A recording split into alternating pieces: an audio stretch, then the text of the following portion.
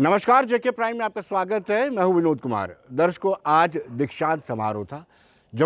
Kashmir university के 21वां दीक्षांत समारोह था। वहां पर राष्ट्रपति रामनाथ कोविंद मुख्य अतिथि थे और उस दौरान उन्होंने यूटी जम्मू कश्मीर को कश्मीरियत के बारे में बताया। उन्होंने कहा कि कश्मीर और जम्मू में हिंसा की कोई जगह नहीं है। हालांकि उन्होंने ये कहा कि लगातार हिंसा भी होती है, लेकिन कोई भी तरीका जो है गन से किसी भी समस्या का समाधान नहीं हो सकता है। उन्होंने कहा कि शिक्षा की तरफ ज़्यादा अग्रसर होना चाहिए और कश्मीर और जम्मू जो है अमन का एक प्रतीक है। आइए देखते हैं।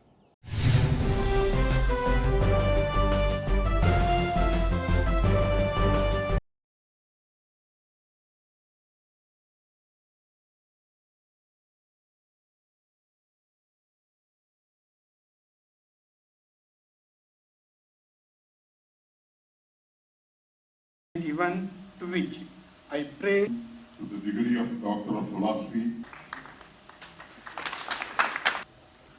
Miss School of Biological Sciences, UU School of Business Studies, Hina Ghulam School of Earth and thank you sir for honoring. Hinduism and Buddhism flourished here, as did Islam and Sikhism after it arrived here in later centuries. Kashmir is also the meeting point of various cultures. In medieval times, it was of course Lal Ded, who showed the way to bring together various spiritual traditions. In the works of Laleshwari, you can see how Kashmir provides the very template itself of communal harmony and peaceful coexistence. This is also reflected in all aspects of life here, in folk arts and festivals, in food and dress. The core nature of the place has always been inclusive. Almost all religions that came to this land embraced a unique feature of Kashmiriyat that shunned orthodoxy and encouraged tolerance and mutual acceptance among communities. Ladies and gentlemen, I take this opportunity to urge upon the younger generation of Kashmir to learn from their rich legacy. They have every reason to know that Kashmir has always been a beacon of hope for the rest of India. Its spiritual and cultural influence has its imprint all across India. It was most unfortunate that this outstanding tradition of peaceful coexistence was broken. Violence, which was never part of Kashmiriyat, became the daily reality. It is alien to Kashmiri culture and it can only be termed as an aberration, a temporary one, much like a virus that attacks the body and needs to be purged. Now there is a new beginning and determined efforts to regain this land's lost glory. Democracy, I firmly believe, has within it a capacity to reconcile all differences and also a capacity to bring out the best of citizens' potential. Kashmir, happily, is already realizing this vision. Democracy lets you build your own future, a peaceful and prosperous tomorrow. The youth and women especially have high stakes in it, and I am sure they will not let go of this opportunity to rebuild lives and rebuild Kashmir. As Kashmir has turned a new leaf, exciting new possibilities are opening up. The whole of India is watching you with admiration and pride. Kashmiri youth are scaling new heights in a variety of sectors, from civil service exams to sports and entrepreneurial ventures.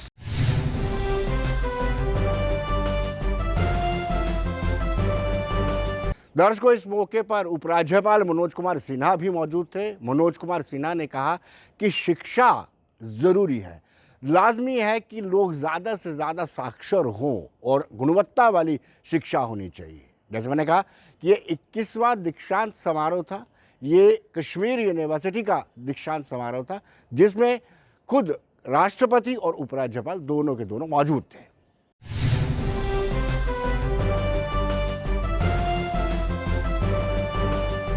और आज मुझे गर्व है कि इस साल Kashmir university के 94 gold medals में 66 हमारी बच्चियों ने, हमारी बहनों ने प्राप्त किया है। मैं उन बच्चियों का हृदय से अभिनंदन करता हूँ। आज कंप्यूटर साइंस हो, इंजीनियरिंग हो, एरोनॉटिकल इंजीनियरिंग हो, इलेक्ट्रॉनिक्स हो, MBA, मास्टर ऑफ डिज़ाइन जैसे कोर्सेस में जम्मू कश्मीर की बच्चियों ने कश्मीर विश्वविद्यालय में ही नहीं, जिन दीक्षांत समारोहों में मैं गया हूँ, मुझे लगता है कि वो बच्चों से काफ़ी आगे बढ़ रही हैं। ये हम सब के लिए प्रसन्नता की बात है। मैं समझता हूँ कि अपने स्किल तथा टैलेंट से आज हमारी बच्चियाँ जम्मू कश्मीर के विकास में नए संकल्प के साथ सबसे बड़ी ताकत बनकर उभरी हैं। ये हम सब के लिए खुशी की बात है और यह सफ़र आसान नहीं रहा है। 1905 में जहाँ मात्र 17 स्टूडेंट स्कॉलरशिप दी जाती थी, वहीं आज इस यूटी में 8 लाख से ज़्यादा विद्यार्थियों को हम छात्रवृत्ति दे रहे हैं। और इसके लिए फिर से एक बार मैं देश के सम्माननीय प्रधानमंत्री जी का हृदय से आभार व्यक्त करना चाहता हूँ। शिक्षा जब एक आंदोलन बन जाता है, जब एक सामूहिक जिम्मेदारी बन जाती है, तभी मुझे लगता है कि भावी पीढ़ी की प्रगति होती है। अगर हम अपनी प्राचीन संस्कृति को देखते हैं,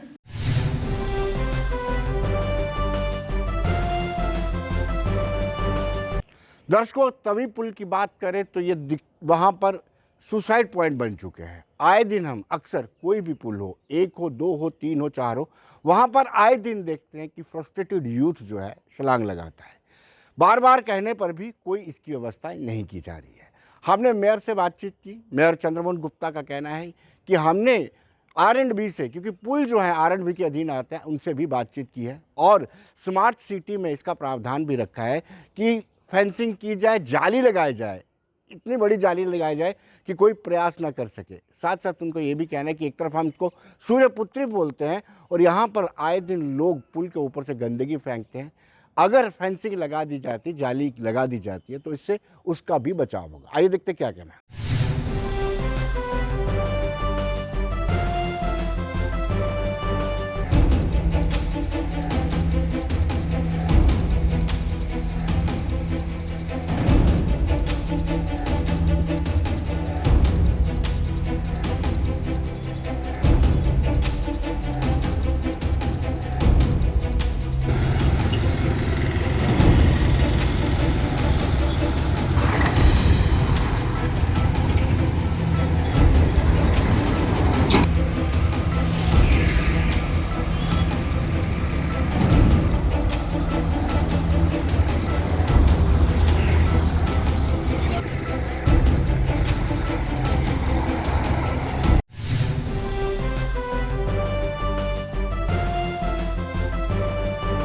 हम भी पूरी कोशिश कर रहे हैं कि स्मार्ट सिटी में इन पुलों को, चारों पुलों को लेमिनेशन किया जा रहा है। लगभग मुझे जहाँ तक ज्ञान है कि इसको 9-9.5 लाख का 9.5 करोड़ का वो टेंडर है। अभी टेंडर होने जा रहा है, जो हो रहा है, तो उसमें शायद इन्होंने इसको फेंसिंग के लिए नहीं रखा हुआ है। मेरी कमिश्नर म्यूनसिपल कॉरपोरेशन से बात हुई थी, जो CEO हैं स्मार्ट सिटी की, कि अगर आप इनको लेमिनेशन कर रहे हैं, बढ़िया खूबसूरत कर रहे हैं, तो ये जो सुसाइड पॉइंट है इसको भी ख़त्म करना चाहिए। इसमें जो भी कोई बढ़िया से बढ़िया मैश जाली लगे और उससे एक तो जो हमारे बच्चे या बच्चियां कोई, या और भी कई बार बेचारे ऐसे लोग होते हैं जो सुसाइड कर लेते हैं, जिनको डिप्रेशन में होते हैं, इससे निजात मिलेगी और एक उनकी जान बचेगी। बाकी तो ऊपर वाले के हाथ होता है, उसने जितना लिखा है, क्या होना है क्या नहीं होना, वो तो बात की बात है। लेकिन इसके साथ साथ और बड़ा न्यूसेंस है। जितने भी लोग उधर से गुजरते हैं, मैंने कई बार देखा स्कूटर पे, कारों पे, लोग जो घर से कोई गार्बेज लेके आता है, कोई फूड लेके आता है, कोई पूजा मटेरियल होता है। एक हमारे माइंड सेट है कि चलते पानी में हमने फेंकना है, तो पुल के ऊपर से फेंक रहे होते हैं। अगर ये कोई जाली या उसको कवरिंग जो हो जाता है, उससे 2 फायदे हैं। एक तो जो सूर्यपुत्री हमारी तवी है, जिसको हम गंगा के समान समझते हैं, ये सारा जो कचरा उसमें हम लोग फेंकते हैं, उससे बचाव हो जाएगा। और दूसरा सुसाइड जो पॉइंट ये बन रहे हैं उससे भी बचाव होगा, खूबसूरत लगेगा, लोग बीच में गाड़ियाँ नहीं रोकेंगे, स्कूटर नहीं रोकेंगे, और जो ट्रैफिक की हड़दल होती है वो भी उससे ख़त्म हो जाएगी। मैंने बात की है कमिश्नर म्यूनसिपल कॉरपोरेशन जो सीईओ भी हैं स्मार्ट सिटी में, चाहे उसमें इसको एडजस्ट करें। अगर नहीं हो तो स्वच्छ भारत में हम स्वच्छता की ओर चल रहे हैं, पूरा देश आज, जम्मू शहर भी। तो चाहे स्वच्छ भारत के माध्यम से इस चारों पुलों को कवर किया जाए, ताकि जो मटेरियल, पूजा मटेरियल, या फूल, या हार, जो लोग हम फेंकते हैं, या कभी घर में कोई 3 दिन 13 दिन करते हैं, तो आजकल लोगों के ये तवी नीचे जाने से लोग आलस करते हैं, ऊपर से फेंक देते हैं। ये सब चीज़ों से हमें निजात मिलेगी। और मेन जो है, मेन हमारा बच्चा या बच्ची को किसी का या कोई नुकसान, जानी नुकसान ना हो, उसके लिए भी बहुत बड़ी राहत होगी।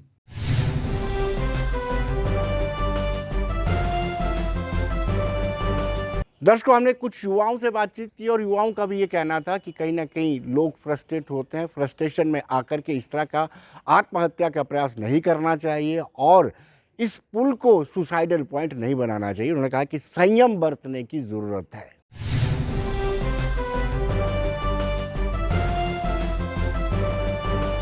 सर हाँ, बिल्कुल, कि हमारी जो यहाँ की गवर्नमेंट है उनको हमारे यूथ को काफ़ी कुछ सोचना चाहिए।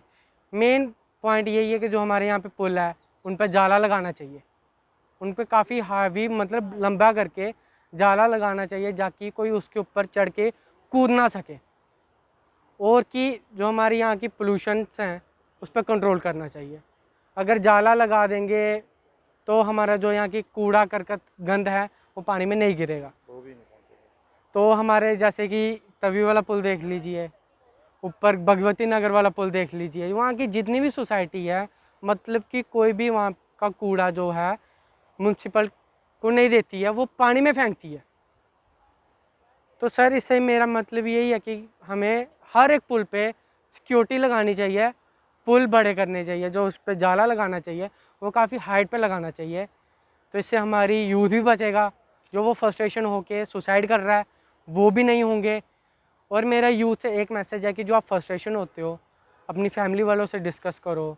यहाँ पे सेंटर खुले हैं काफ़ी सारे, वहाँ पे जाके वहाँ पे आप डिस्कस करो और वो आपको मतलब कि आगे राह बताएंगे आपको क्या करना चाहिए, कैसे करना चाहिए। तो सर यही है कि रिक्वेस्ट, गवर्नमेंट को हमारे बारे में सोचना चाहिए, हमारी जो यहाँ की सिटीज़ है उनके बारे में देखना चाहिए कि कौन सी जगह क्या है क्या नहीं, सब कुछ देखना चाहिए। कि हमारे यहाँ की तवी लगा लो, तवी में हर जगह का गंदा आता है, हर जगह का गंदा आता है। जो यहाँ पे मछली हैं वो गंदगी की वजह से मर रही हैं। अभी वो जब मर रही है, हमारा पोल्यूशन जो है, वाटर पोल्यूटेड हो रहा है, वही पानी सप्लाई होकर हमारे घरों तक आएगा। तो सर हम भी बीमार होंगे। मेरा यही है कि जितना भी जल्दी हो सके तो ये पानी है जो यहाँ की साइड पे बाउंड्री लगा देनी चाहिए, जाले लगा देने चाहिए कि जो गंद है साइड पे रहे, पानी के बीच ना आ जाए, सुसाइड बिल्कुल ना हो। मेरा यही कहना है। हमने सरकार से बहुत बार गुहार लगाई है और आपने जैसे देखा है कि बहुत सारी जो जवान मौतें हुई हैं यहाँ पे। आदमी डिप्रेशन में है महामारी के लेकर और बहुत सारी डोमेस्टिक प्रॉब्लम के कारण, और जो लोग हैं वो इसको बहुत ही इजीली यहाँ से कूद जाते हैं। तो मेरी सरकार से अनुरोध है कि सरकार इस पे संज्ञान ले। हमने कमिश्नर साहब को भी बहुत बार बोला, हमने मेयर साहब को भी बहुत बार बोला, लेकिन इसको गंभीरता से नहीं लिया गया। अब मेरी गुहार जो है वो लेफ्टिनेंट जनरल सिन्हा साहब से है कि सिन्हा साहब आप इसको गंभीरता से ले। जिस तरीके से युवा जो है हमारे वो इस तवी पुल से कूद जाते हैं और अपनी जान दे देते हैं, तो इसके लिए मेरा सरकार से सुझाव है कि सरकार इसके ऊपर फेंसिंग करे और वो देखने में भी अच्छी लगेगी, ब्यूटिफिकेशन भी बढ़ेगी शहर की, और उसके साथ साथ उन कीमती जानों को भी हम बचा पाएंगे जो कीमती जानें यहाँ पे कूदकर अपनी जान दे देती हैं। ये चारों जो पुल हैं वो सुसाइड पॉइंट बनते जा रहे हैं।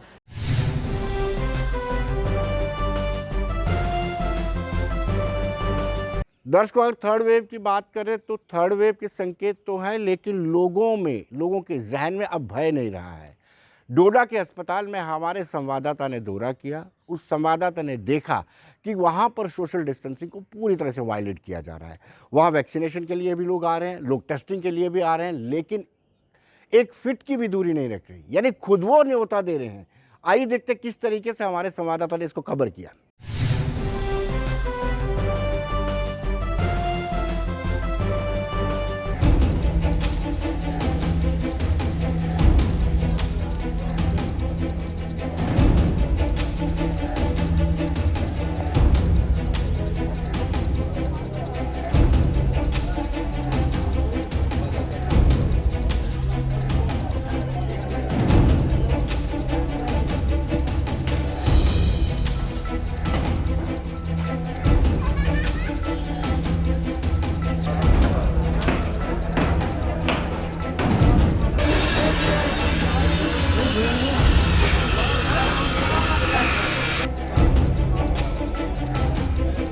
देख रहे हैं कितनी भीड़ है। ड्यू टू कोविड-19 भीड़ तो नहीं होनी चाहिए सर, यहाँ इंतज़ाम बहुत कम है सर। मगर मैं सर कि 2 गज की दूरी रखनी है, क्या लगता है आपको यहाँ पे? सर यहाँ 2 गज की दूरी क्या, यहाँ तो सर बिल्कुल एक जो दूसरे के साथ जुड़ के इंसान है। मतलब जो इंसान बीमार नहीं होगा सर, हो सकता है किसी का कोविड भी हो, कोई पता नहीं है सर। बात यह है कि जो रैपिड टेस्ट कर रहे हैं सर सब सेंटरों पे कर रहे हैं जहाँ, तो जो ये RT-PCR के टेस्ट हैं, मैं एडमिनिस्ट्रेशन से पूरी जनता की तरफ से अपील करना चाहता हूँ कि RT-PCR के टेस्ट जो हैं वो कहीं दूसरी जगहों पे भी होने चाहिए। जैसे सब सेंटर हैं, इनके पास बहुत सारे हॉस्पिटल हैं छोटे मोटे, वहाँ भी होने चाहिए RT-PCR के टेस्ट, क्योंकि रैपिड टेस्ट अगर वहाँ होते हैं, RT-PCR का भी मैं एडमिनिस्ट्रेशन से मतलब ये अपील करना चाहता हूँ जनता की तरफ से, क्योंकि इतनी भीड़ है सर। बताया जा रहा है कि सीधी तस्वीर गवर्नमेंट मेडिकल कॉलेज डोडा की आप देख रहे हैं। मेरे ठीक पीछे आप देख सकते हैं OPD के अंदर कोविड की टेस्टिंग हो रही है और किस तरह के हालात बने हुए हैं। कोई भी सोशल डिस्टेंस नहीं है, कुछ भी नहीं है। और कई सारे लोगों से हमने जब बातचीत की, उनका ये भी कहना है सुबह 8 बजे से हम यहाँ पे खड़े हैं और यहाँ पे कोई भी बैठने का कोई इंतज़ाम नहीं है, पानी का कोई इंतज़ाम नहीं है। कहीं ना कहीं एडमिनिस्ट्रेशन जो गवर्नमेंट मेडिकल कॉलेज की है वो फेलियर नज़र आती हुई दिख रही है हमें, क्योंकि कई सारे लोगों की तरफ से ये सवाल उठाए जा रहे हैं कि गवर्नमेंट मेडिकल कॉलेज की जो एडमिनिस्ट्रेशन है वो फेल होती हुई नज़र आ रही है, क्योंकि कोई भी इंतज़ाम नहीं है। बुजुर्ग काफ़ी सारे लोग हैं, सिटिंग कोई अरेंजमेंट यहाँ पे नहीं है। कुछ लोगों से भी बातचीत करते हैं, इनसे जानने की कोशिश करते हैं कि कितने टाइम से यहाँ पे हैं और किस तरह की दिक्कत इनको झेलनी पड़ रही है। आपका नाम? बशीर मलिक। कहाँ के आप रहने वाले हैं? बागला भारत के। तो किस तरह का इंतजाम गवर्नमेंट मेडिकल कॉलेज के अंदर दिख रहा है आपको? बहुत डिमांड दिख रहा है, कहीं ना कहीं मेडिकल कॉलेज फेल दिख रहा है। यहाँ पे एडमिशन यहाँ की फेल दिख रही है। एक पुलिस वाला इन्होंने लगा, कभी यहाँ भगा था, कभी वहाँ पर देखा, कोई नहीं हमको यहाँ पे पूछता है कि भाई कोई इंतजाम है। इतने बताया गया है कि तीसरी वेव आनी है, मगर देखो आप सोशल डिस्टेंस क्या है, यहाँ पे कोई पूछता ही नहीं हमको। बेड़ियों की तरफ हमें रखा है, कहीं ना कहीं एडमिशन भी फेल दिख रहे हैं और मेडिकल कॉलेज भी बिल्कुल फेल दिख रहा है। कॉलेज का जो अमला है उनसे बातचीत की आपने, उनको बताया आपने कि इस तरह की दिक्कत हमें यहाँ पे आ रही है? सर हमें पूछते हैं, हमने तो बताया, हमने बोला पर्ची काटनी है, बोला नहीं इधर पीछे जाओ, हमें बात करने के बोला पीछे जाओ, अभी इधर यहाँ पे थोड़ा ऐसे इधर पीछे। लगभग कितने टाइम से आप यहाँ पे खड़े? हम 8:30-9 बजे से इधर खड़े हैं। सभी क्या बताना चाहोगे एडमिनिस्ट्रेशन को, गवर्नमेंट मेडिकल कॉलेज को, डिस्ट्रिक्ट एडमिनिस्ट्रेशन डोडा को? हम एडमिशन की यहाँ पे इंतजाम किए जाए और यहाँ पे देखभाल किए जाए लोगों को किस तरह रखना, और यहाँ पे जल्दी से जल्दी टेस्ट किए जाए लोगों को, कि यहाँ पे इतनी भीड़ ना हो। नहीं जी बिल्कुल, देखिए हमें भी डर लग रहा है, काफ़ी सारी भीड़ है और नाम बड़े और दर्शन छोटे। इस गवर्नमेंट मेडिकल कॉलेज पे आए दिन सवाल उठते हैं और जब मीडिया बात करती है उन पे भी सवाल उठाए जाते हैं। आप मेडिकल कॉलेज क्यों आए, किसने आपको परमिशन दी? हमारा काम है दिखाना, हमारा काम है आईना लगाना और इनको दिखाना, हमारा काम ये रहेगा। और तब तक हम यहाँ से बोलते रहेंगे जब तक गवर्नमेंट मेडिकल कॉलेज इस निज़ाम को नहीं सुधारेगी। ये तस्वीरें फिर से आप देख लीजिए कैमरे में कि किस तरह के हालात यहाँ पे बने हुए हैं, और पहले भी हम तस्वीरें यहाँ से दिखा चुके हैं आपको कि गवर्नमेंट मेडिकल कॉलेज डोडा के अंदर किस तरह के हालात हैं। और एक पुलिस का कर्मी आप देखेंगे जो सोशल डिस्टेंस यहाँ पे बरकरार कर रहा है, और बाकी सारे जो लोग हैं गवर्नमेंट मेडिकल कॉलेज के कहीं पे भी आपको दिखेंगे नहीं, वही अमला दिखेगा जो टेस्टिंग यहाँ पे कर रहा है। तो कहीं ना कहीं लोगों की तरफ से सवाल उठाए जा रहे हैं। अब देखना ये होगा कि डिस्ट्रिक्ट एडमिनिस्ट्रेशन डोडा, खास करके डिप्टी कमिश्नर डोडा, इस पूरे मामले पे किस तरह का कदम उठाते हैं। आप देखते रहे गुलिस्तान न्यूज़, वसीम गत्तू, डोडा।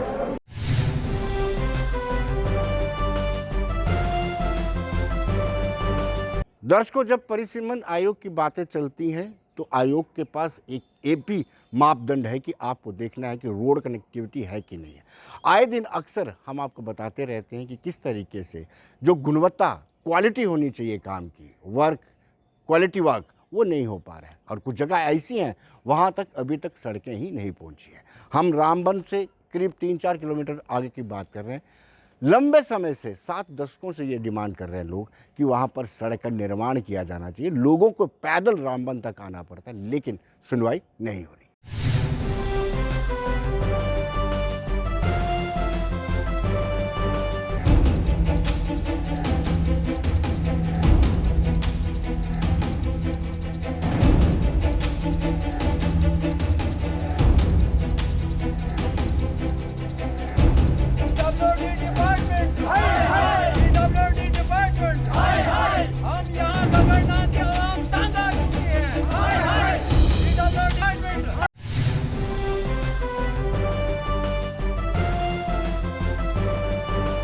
और आप मीडिया के माध्यम से हम आपका शुक्रिया अदा करते हैं कि आप वक्तन फ़वक्तन हमारी बात पूरी एडमिनिस्ट्रेशन से और हमारे डीसी साहब से और हुकूमत तक पहुंचाते हैं कि गरीब आवाम की बात, गरीब आवाम के मसाइल यहाँ के मसाइल ये हैं कि 1947 से लेकर जब बख्शी गुलाम अहमद का दौर था, उस दौर से लेकर और आज 2021 तक इस इलाकाई गगरनाग में, जो कि मरकज़ नील से एक इलाका जो एंड में गगरनाग है, ये ल्योरा से 4 किलोमीटर ऊपर है और इसमें कोई अभी तक न रोड है न कोई यहाँ इंतज़ाम है। इसीलिए मैं मीडियम के माध्यम से आप तमाम हजरात से गुजारिश करता हूँ, मीडियम के गुजारिश करता हूँ कि हमारी बात आगे एडमिनिस्ट्रेशन तक पहुँचनी चाहिए, कि आवाम की आवाज़ ये इन तक पहुँचनी चाहिए। 47 से, मगर मेरी उम्र 37 साल हो चुकी, मगर सारे हमारे ये बुज़ुर्ग लोग हैं 1947 से ये ऐसे ही गुजार रहे हैं। हमारी जो बीमार, हमारी डिलीवरी हम बहनियाल ले जाते हैं, जब हम पहुंचते हैं ल्योरा तब तक वो दम तोड़ बैठते हैं। 4 केसेस मैंने अपने कंधे पर उठाकर यहाँ लाए, वापस यहाँ से लेकर हम बहनियाल जा रहे हैं और रास्ते में दम तोड़ देती है। और हमारे MLA साहिबान को भी ये पता है, हमारे अपोजिशन MLA साहिबान को भी पता है। पूरे हम जब हुकूमत PDP थी उस वक़्त उनके सिविल सेक्रेटरीट के अंदर भी गए कि हमने कहा कि हमें ल्योरा टू गगरनाग रोड सैंक्शन करवाओ, और उसका प्रोजेक्ट 2010 से उन्होंने प्रोजेक्ट सैंक्शन करवाया, अभी तक इसका कोई प्रपोजल नहीं हुआ। और पिछले साल इसका जॉइंट इंस्पेक्शन हुआ जनाब। जब जॉइंट इंस्पेक्शन हुआ, जॉइंट इंस्पेक्शन के बाद इसका इंजन बना और चीफ कंस्ट्रक्टर ने इसका इंजन बनाया। इंजन बनाने के बाद जब जॉइंट इंस्पेक्शन हुआ, PWD डिपार्टमेंट ने भी और SDM साहब ने भी इसकी जॉइंट इंस्पेक्शन करवाया। जॉइंट इंस्पेक्शन करवाने के बाद उन्होंने कहा 6 महीने लगेंगे, आपकी रोड की टेंडर हम करवाएंगे।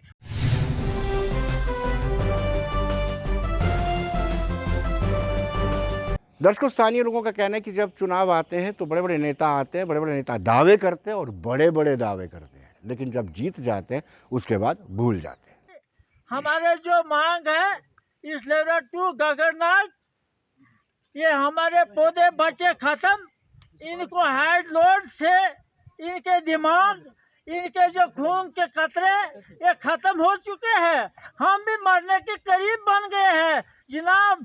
किसी वक्त से ही हमारे बुजुर्ग को भी पता नहीं लगा आज तक ये क्या चीज़ें होते हैं। मांग DC साहब को हम कर रहा है जी, ये हमारे रोड गिरफ्तार रहा, दफ्तरों में रहा, और इसके तरफ हम बहुत अनपढ़े हैं। यहाँ कहने वाला, यहाँ बताने वाला, यहाँ कोई आदमी आगे निकलने वाला, उतना बोलचाल करने वाला न कोई होगा। जिला वाली हर डिपार्टमेंट एडमिनिस्ट्रेशन के मांगते हम रोड, ये हमारा कागज इस वक्त हर दफ्तर में इसको सुनवाई होनी चाहिए। इन बच्चों को ख्याल करके